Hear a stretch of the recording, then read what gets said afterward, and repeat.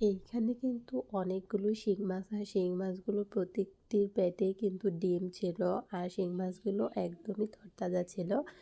আসসালামু আলাইকুম। হ্যালো বন্ধুরা, কেমন আছেন সবাই? আশা করি ভালো আছেন। আলহামদুলিল্লাহ আমিও খুব ভালো আছি। আমি এখানে অনেকটাই শিং মাছ উঠিয়ে নিয়েছি, কিন্তু সবগুলো আমি কাটতে পারবো না। শিং মাছ কাটতে খুবই ভয় হয়। এখন আমি এখান থেকে একটা শিং মাছ কেটে নিয়েছি। আর শিং মাছগুলো কিন্তু অনেকটাই বড়। আর এই তো শিং মাছটা কেটে ঠিক এরকম পরিষ্কার করে নিয়েছি। আর তার সাথে কিন্তু এখানে ডিমও ছিল। শিং মাছের ডিম দেখতে কিন্তু অনেক সুন্দর দেখা যাচ্ছিল। এখন আমি এই শিং মাছটাকে কেটে ছোট ছোট পিস করে নিব। আর হ্যাঁ, আমি যে প্রসেস করে শিং মাছটা রান্না করব, এটা কিন্তু ছোট বাচ্চাদের জন্য অনেকটাই হেলদি। আর এইভাবে রান্না করলে কিন্তু ছোট বাচ্চারা খেতে খুবই পছন্দ করবে। এখন আমি রান্নার জন্য একটি কড়াই নিয়ে নিব। আর কড়াইতে আমি পরিমাণ মতো সাদা তেল দিয়ে দিব। তেলটা দিয়ে নেওয়ার পর আমি এখানে অল্প একটু জিরা দিয়ে দিব। জিরাটা একটু ভেজে নিয়ে এইখানে পেঁয়াজ কুচি আর একটা কাঁচামরিচ দিয়েছি, বেশি কাঁচামরিচ দিইনি। তারপর এগুলো খুব ভালোভাবে একটু ভেজে নিব। ভেজে নিয়ে কিন্তু এখানে একে একে আমি সব ধরনের গুঁড়া মশলাগুলো অ্যাড করে দিব। মশলাগুলো দেওয়ার পূর্বে জিরার সাথে পেঁয়াজগুলো খুব ভালোভাবে আমি ভেজে নিয়েছি। তারপরে এখানে আমি 2 চামচের মতো মরিচের গুঁড়া দিয়ে দিয়েছি, হাফ চামচের মতো হলুদের গুঁড়া আর হাফ চামচের মতো ধনিয়া গুঁড়া। সব কিছু দিয়ে দেওয়ার পর আমি এখানে অল্প একটু পেঁয়াজ বাটা দিয়ে দিলাম। তারপর এখানে জিরা বাটা আর স্বাদ অনুযায়ী লবণটা দিয়ে দেওয়ার পর আমি এখানে অল্প একটু পানি দিয়ে দিব মশলাটা ভালোভাবে কষানোর জন্য। শিং মাছ যদি এইভাবে রান্না করা হয় তাহলে কিন্তু খেতে সবাই কম বেশি পছন্দ করবে। আর ছোটো বাচ্চাদের জন্য এই প্রসেস করে রান্না করলে তারাও কিন্তু খেতে খুবই পছন্দ করবে।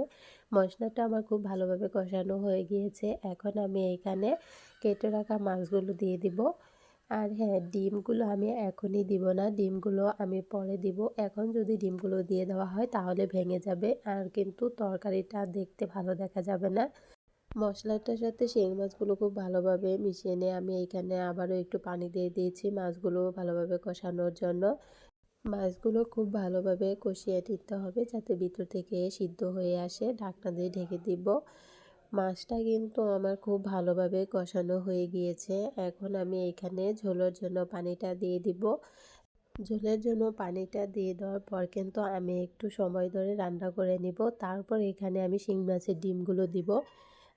আর হ্যাঁ, অতিরিক্ত ঠান্ডার কারণে ভয়েসটা দিতে আমার অনেকটাই প্রবলেম হচ্ছে। আপনারা কিন্তু ক্ষমা দৃষ্টিতে দেখবেন। ঝোলের জন্য পানিটা দিয়ে দেওয়ার পর কিন্তু আমি এখন আবারও ঢাকনা দিয়ে ঢেকে দিব। যখন এরকম একটু বলক উঠে আসবে তখন আমি এখানে শিং মাছের ডিমগুলো দিয়ে দিব। শিং মাছের ডিমগুলো এইভাবে যদি বলক ওঠার পর দেওয়া হয় তাহলে কিন্তু শিং মাছের ডিমগুলো ভেঙে যাবে না আর ঠিক আস্তই থাকবে। আর খেতেও কিন্তু ভালো লাগবে। এখন আমি আরও একটু সময় ধরে নিয়ে শিং মাছগুলো রান্না করে নিব। ঝোলের পরিমাণটা আরেকটু কমিয়ে নিলে কিন্তু রান্নাটা আমার কমপ্লিট হয়ে যাবে। ঝোলের পরিমাণটা আমি আরেকটু শুকিয়ে নিব, তাহলেই কিন্তু আমার রান্নাটা একদমই কমপ্লিট হয়ে যাবে। এই তো রান্নাটা আমার হয়ে গিয়েছে। একটু ঝোল রেখেছি, এভাবেই খেতে কিন্তু অনেক ভালো লাগবে। তার জন্য এইভাবে শিং মাছের ঝোল করলে খেতে কিন্তু অনেক মজার। আর আমি কিন্তু আমার সাফওয়ানের জন্য এইভাবে রান্না করে থাকি, কম মশলা দিয়ে এইভাবে শিং মাছের ঝোল। আপনারা চাইলে কিন্তু বাসায় এইভাবে রান্না করে দেখতে পারেন। রান্না করার ভিডিওটি যদি ভালো লেগে থাকে অবশ্যই লাইক কমেন্ট শেয়ার করে জানাবেন। আর আমার চ্যানেলে এরকম ভিডিও পেতে আমার চ্যানেলটি সাবস্ক্রাইব করে আমার পাশে থাকবেন। আল্লাহ হাফেজ।